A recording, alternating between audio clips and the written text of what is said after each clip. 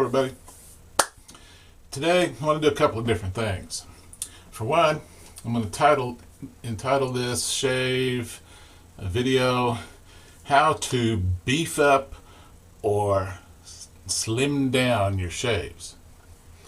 I'll tell you a little bit about that later. But it's been wild around Big John's household here lately. We did vacation, the 4th of July weekend. Getting ready for that.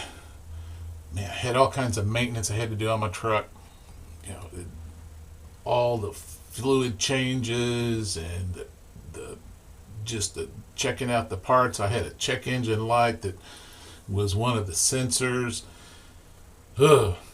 And then since I've been home, it's just been one thing after the other. My lawnmower kept breaking down. Well, the secret to that, I think, is 13-year-old Justin hasn't been wanting to do the lawn, so I think he's been sabotaging the lawnmower. So I fixed his little butt. I bought one of the push, non-powered, real lawnmowers. The old kind that you just push along. He's getting his workout now. And then I've had my home theater system break down, my stereo receiver, my receiver, it broke, no sound. Got to replace that. My modem busted. I got to replace that. And then my laptop's been acting up. I've been getting the blue screen of death on it, and ever since I've been doing videos with it and processing the videos, over the last year and a half maybe, my time has gotten slower and slower and slower processing my videos. So I've got me a new laptop ordered. I got me a Fangbook Evo ordered, and as Tim Allen would say, that's going to be powerful. I can't wait for that. So thinking about powering up with my laptop, I thought about, how to power up your shave. And maybe slim down your shave if things aren't going quite right. So I started thinking about it, and powering up your shave has a lot to do not only just with the angle and the blade gap and the exposure of the razor head. That's part of it. You can get a good shave, have a comfortable aggressiveness of your razor, but maybe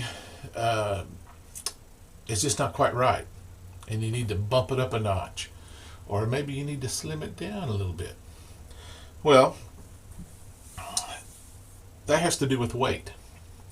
And before I talked about my Parker, which one is it? This is the Parker 26, no, this is the 65R. This is Parker 65R. I beefed up the handle in this because there was a little, through the hole at the top, I was able to put some BBs in there and some wax, and I weighted it up.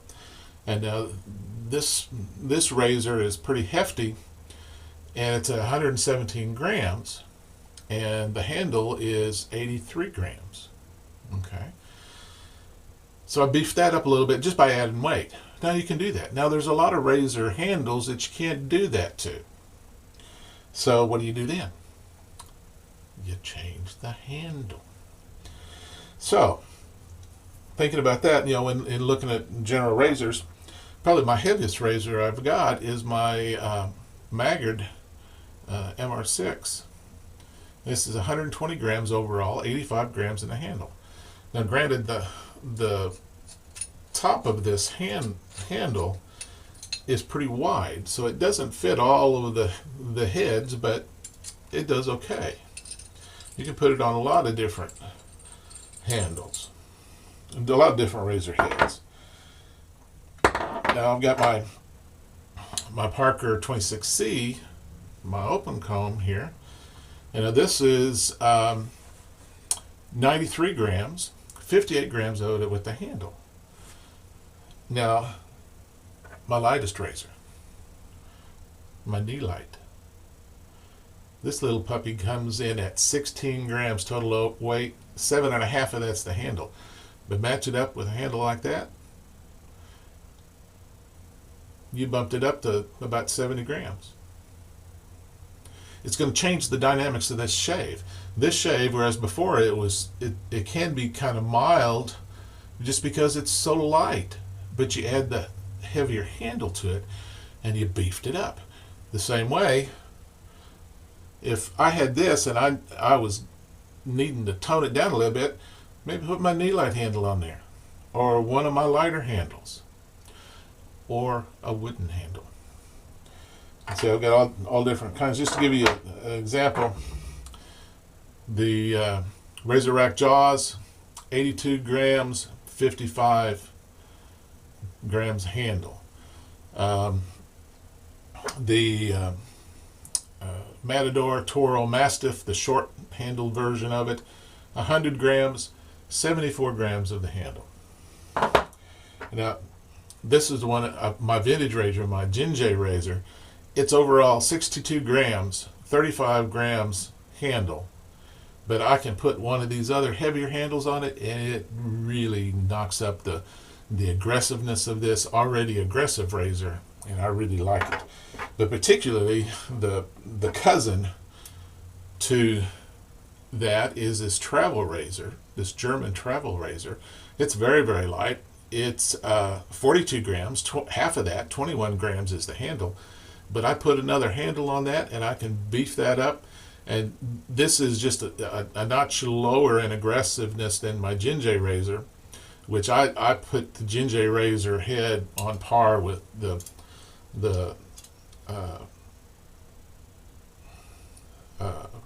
41R, R41, and it really knocks up the aggressiveness because you get more weight of the razor without applying the pressure. Now, just recently, a good friend that's a fan of my videos sent me a product to test out and to showcase, and it's Mark Gustafson, and he has a company that's on, I think he's on Etsy.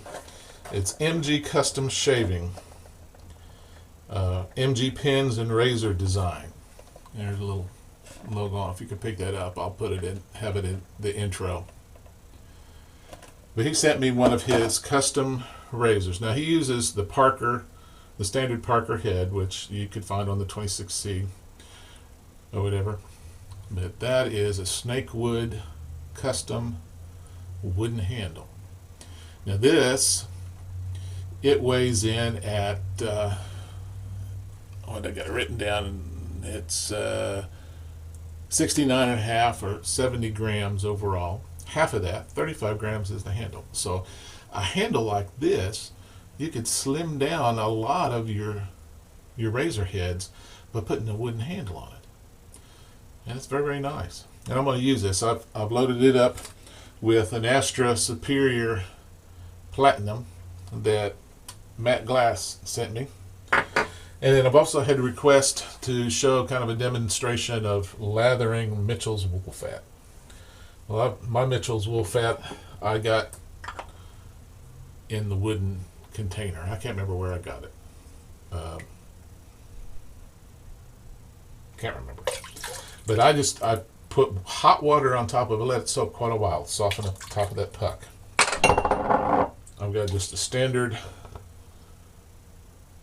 bore brush. This is my Shave Factory brush. Just shake the water out. And you just start building your lather. You're going to get a lot of bubbles at first. You're going to get a lot of bubbles. That's what we call the pre-lather. And if you don't work it enough, that's all you're going to get. You're going to get bubbles and it's going to disappear and you're going to be an unhappy camper. But you got to work it on the puck. Mitchell's wool fat is what is considered, I think, more of the traditional mug soap, like the uh, the other mugs like Williams and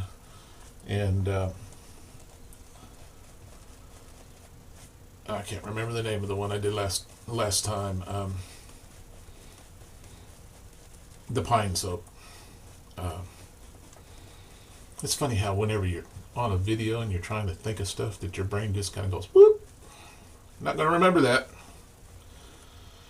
But you work it until you get nice creamy lather, if you can see that. Just with the tips of the brush. You don't have to push hard. You don't have to belabor it. Just relax. Swirl it. Build it. And yeah, you're still going to have a little bit of bubbles in there. I've prepped my face by taking my shower, washing it. Add a little bit of water. And you stick it on there and start lathering.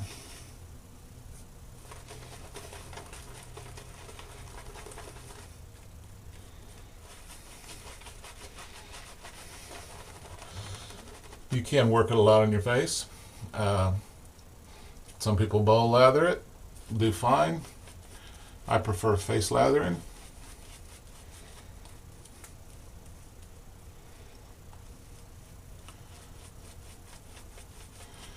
You could, if you wanted to, work on that puck long enough to make it real thick. It's just fine the way it is.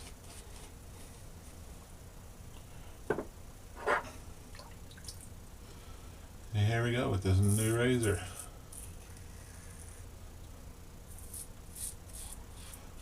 It's a Sunday afternoon here in Oklahoma. Nice and warm. We finally got in some summer weather, but they're saying next week we're going to get down in the low 80s with the high. Can you believe that? Really unique weather this year.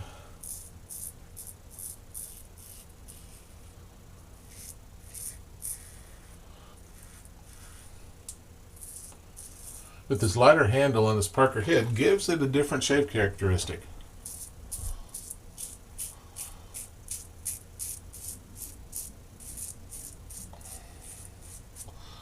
It makes the head feel a little bit heavier.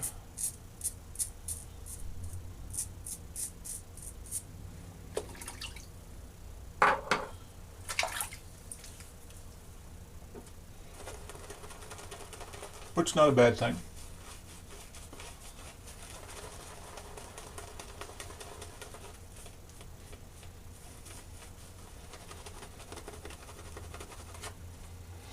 The techniques I use with just showed you with this Mitchell wool fat, a traditional mug soap. You do that basic technique of, and you can test it out. Some of the softer soaps that you have now, you just put a little bit of water in. If you got a harder soap, you put more water in, let it set a little bit longer. The biggest problem that people have making good lather is loading your brush. If you can't get enough load on that brush, then you're not going to have a good lather. And I know a lot of people hawk and talk about, the new artisan soaps. Oh, you just have to have it on puck 15 seconds. It doesn't take any time at all to make a lather. Ignore those fools. When you're listening to people that spout off stuff like that and make claims like that, it sticks in your head, poor technique. It sticks in your head expectations that are unrealistic. And we've been very, very spoiled with the soaps that the artisans are turning out, where it doesn't take a whole lot of effort to lather. That's good. But do not compare your other products with these super lathering artisan soaps. You're going to miss out on a whole lot if you're expecting traditional shaving products to meet up with the technology of the new artisan soap concoctions.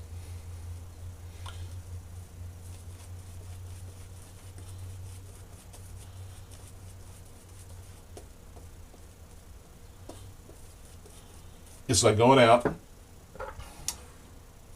and driving a 57 Chevy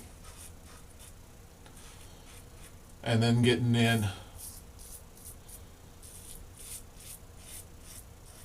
a top of the line, decked out 4-wheel drive truck. The ride is going to be a lot different. And you're going to go, oh, well, I like my brand new truck so much better. When I get in my 57 Chevy, that ride is rough. The shocks bounce me around.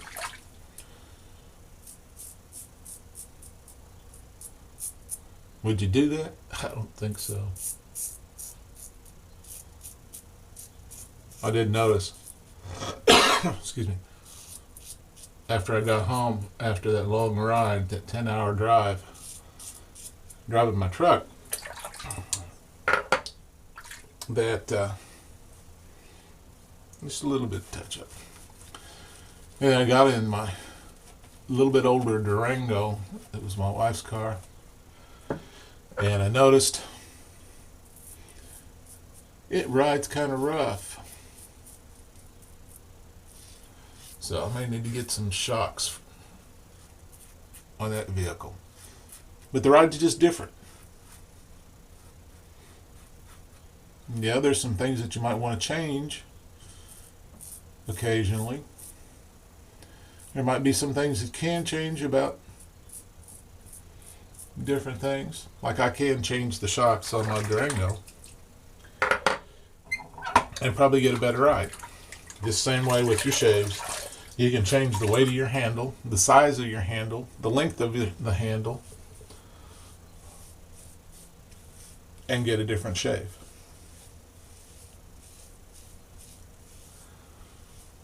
That's part that many people think, oh, well, they don't switch their handles around because that's the handle that came with the razor. Don't worry about that. Use whatever handle you want. You can switch them around. Now, some heads, like the Razor Rock Jaws, has got a really long post, and a lot of handles don't fit that razor. And I've even known some people have got hacksaw out, or their tools and cut off that extra long post so it fits some of the handles.